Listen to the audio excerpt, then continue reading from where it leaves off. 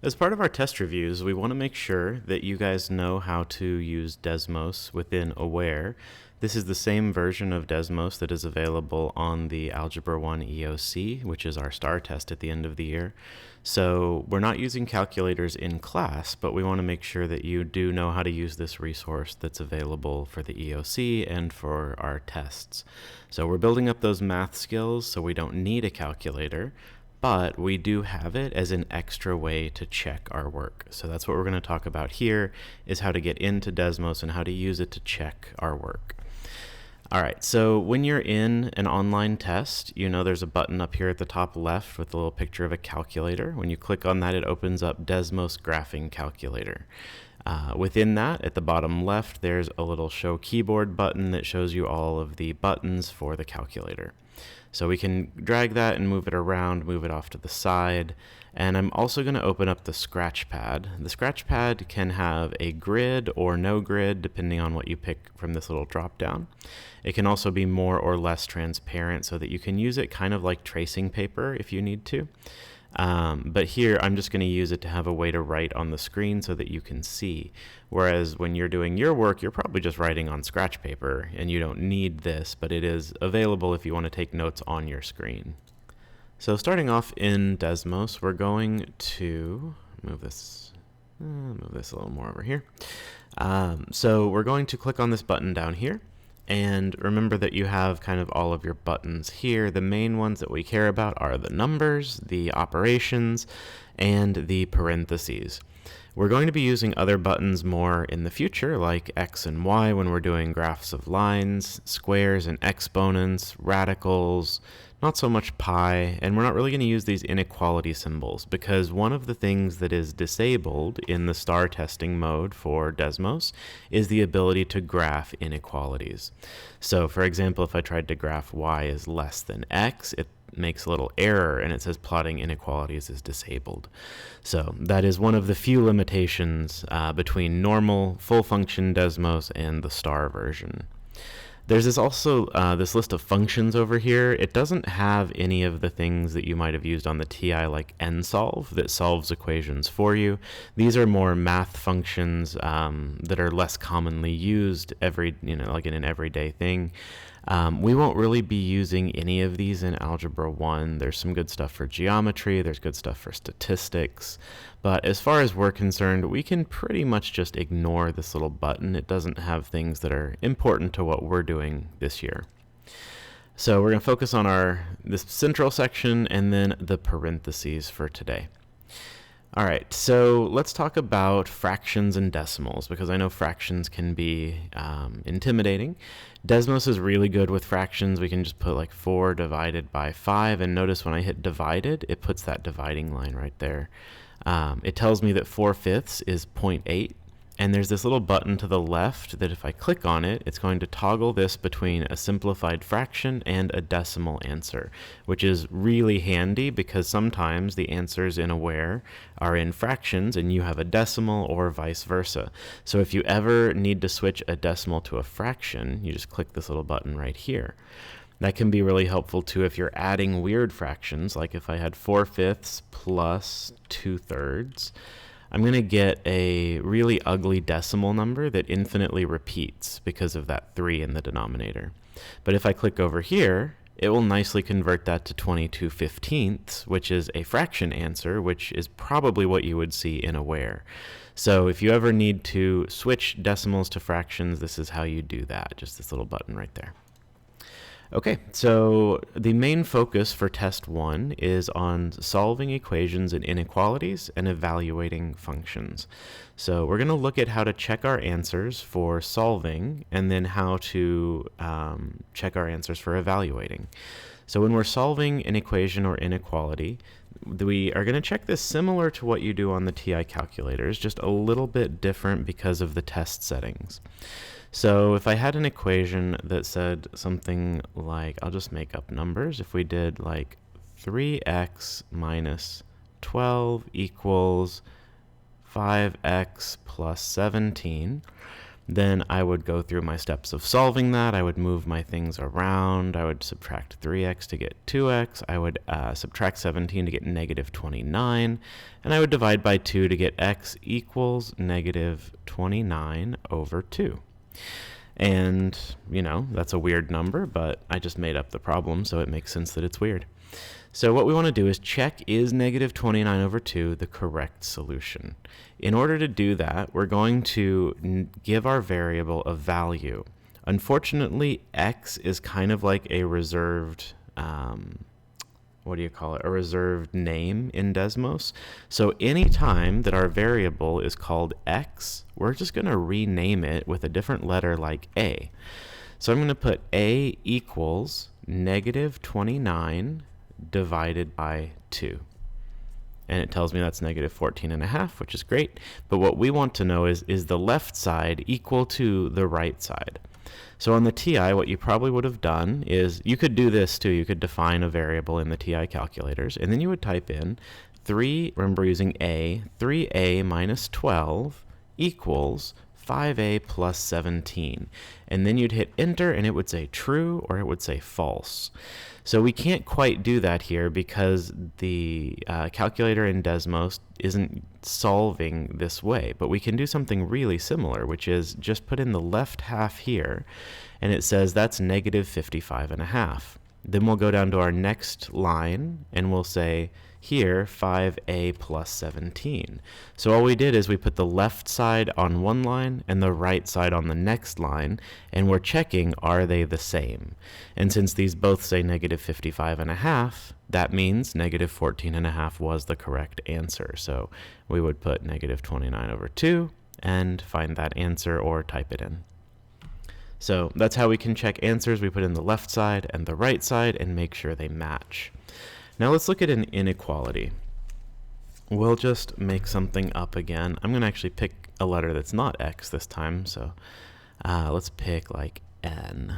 So if I did negative 3n plus 2 is less than or equal to, and let's do 2n minus 8.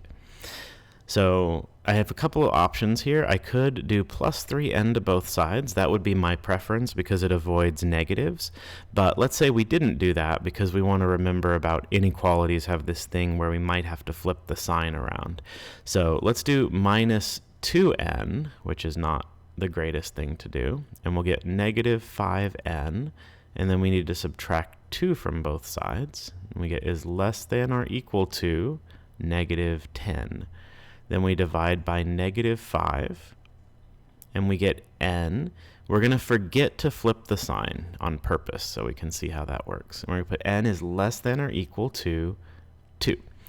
So we know that this is going to be wrong, but I want to show you how we can tell if we forgot, how our checking it can tell us that it's wrong. So I'm going to clear these out. To clear out equations in the calculator, if you're within the same problem, you just hit these little X's and it makes everything go away. So we think that n is equal to 2. Notice that I'm not worrying about this inequality sign. What I'm checking right now is, did we get the right number? Is 2 the right number? And then we'll check the sign separately. So checking the number works exactly like what we did on an equation. I'm going to type in the left side here, negative 3n plus 2. And then I'm going to type in the right side on the next line, 2n minus 8. We get negative 4 for both of those, meaning that is the correct number. So we know that n something 2 is correct. But we want to make sure now that we got the right inequality. So this, so far, we don't care if it's a less than, greater than, less or equal, greater or equal. None of that matters yet. We're just checking the number. Now that we know it's right, what we're going to do is test, did we pick the right symbol?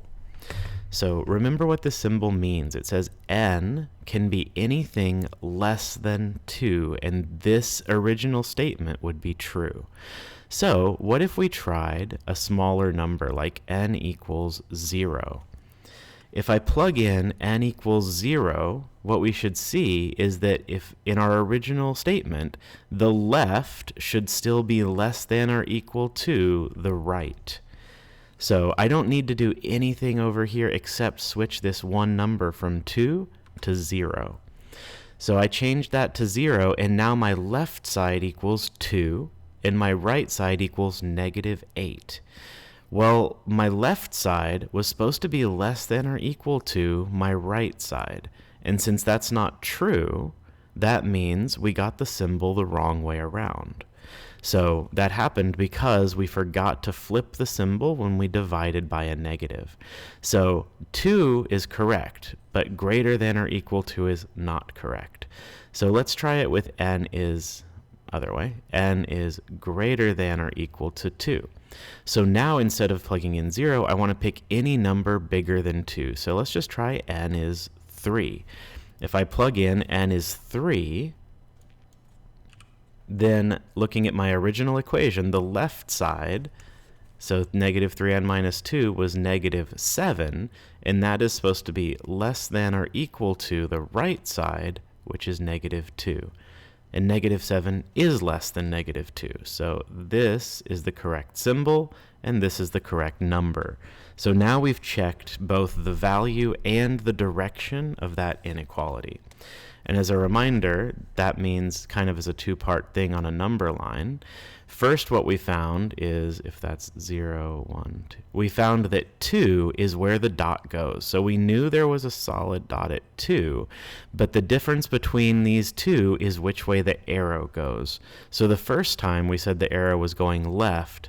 The second time when we're correct, we say the arrow is going to the right. So with inequalities, there's two steps to checking. We have to check the number, and then we have to check the direction.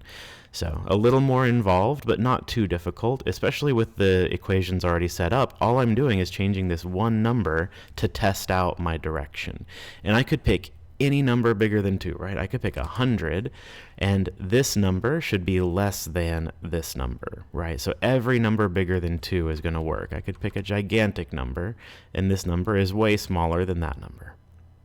All right, so that's checking equations and inequalities. The last thing we want to look at is evaluating functions. So I'm going to clear this scratch pad again. And we're going to look at evaluating. So if I had something like f of x equals, say, 2x squared plus 5x minus 17, and we said evaluate f of, let's do 3. So we know that this is an input value, right? Since it's in parentheses, this is an x value. So x is 3, so we're going to replace all of the x's with 3's. We're going to put 2, and then 3 squared plus 5 times 3 minus 17. And of course we can solve that on paper. We would square 3, get 9, double that, get 18, add 15, get 33, subtract 17, get 16, and that would be our answer. But we can also check that with the calculator. We can type it in just like it is here and do 2 times 3 squared plus 5 times 3 minus 17, and we come up with the answer of 16. So that's a great way to check that you didn't make any arithmetic mistakes as you were working that out by hand. One other thing we can do to check pretty quickly is we can actually graph a function. So remember, a function is like y equals something. So we can graph this as 2x squared plus 5x minus 17. That's going to give us this U shape we call a parabola. We'll be looking a lot more at those later this year.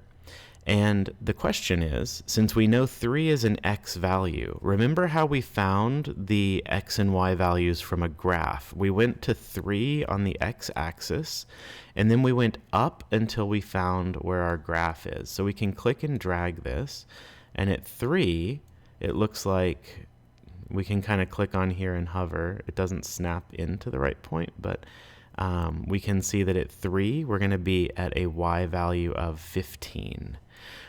So it was 16 though, right? So maybe here's what we can do. We can graph x equals 3, and that would give us that precise location. So if you remember from last year and later this year, we're going to learn about systems of equations. So we could say when x is 3, wherever it runs into this function is going to be our solution. And here if we hover here or click there, we can see that 3, 16 is our answer. So that's several different ways that we can verify. What we found out over here by hand is that f of x, or f of 3, is going to be 16. So our final answer to that problem would be f of 3 equals 16. What about going the other way? So let's do one more evaluating function, but given an output value.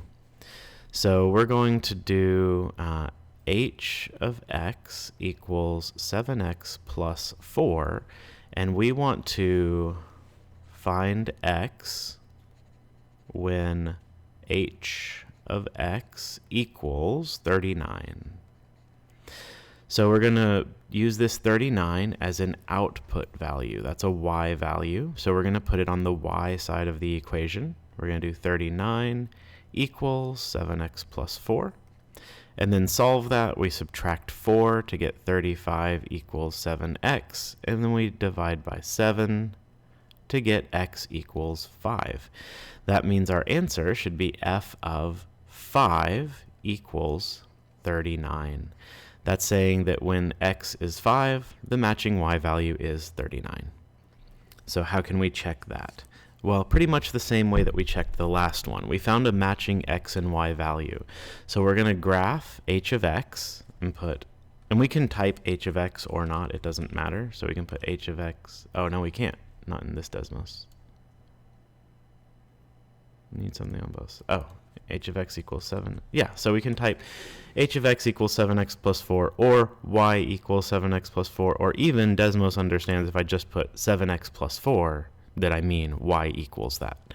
So we have our line, and we want to know when is the y value 39. So we could put in here y equals 39, and then we aren't quite high enough, so we need to scroll up.